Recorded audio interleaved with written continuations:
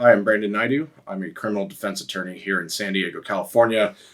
If you're watching this video, you clearly have some questions about extradition. You are likely an out-of-state resident, or you know somebody who has been detained out of state because they have some type of a warrant in California, and the extradition process has begun. What is extradition? Very simple. Typically, when somebody is accused of a crime here in California, a warrant is issued for their arrest, and a dollar amount is set for the bail on that warrant.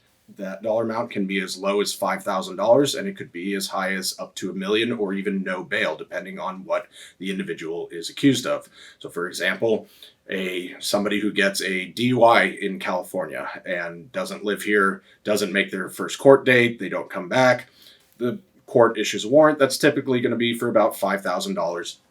You typically are not going to be facing extradition because it costs the government a lot of money to undergo the extradition process. However, if you got a DUI in which somebody was seriously injured or potentially killed, you could be facing a warrant status of at least $100,000 up to $1 million or more. In that case, it is very typical that California will proceed with the extradition process.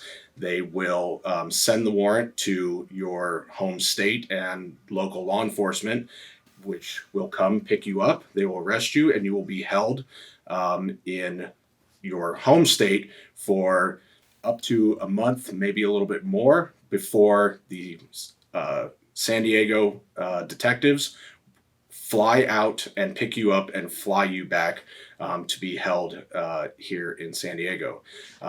What does that mean? Well, number one, it is a huge financial cost for the government to do this. And so they're not just going to pay for it themselves. You are going to have to pay back the extradition expenses for the detectives, for law enforcement, for your own local law enforcement, that can sum up to tens of thousands of dollars, not to mention the costs that are incurred with your criminal case, attorney's fees, court fines and fees, etc.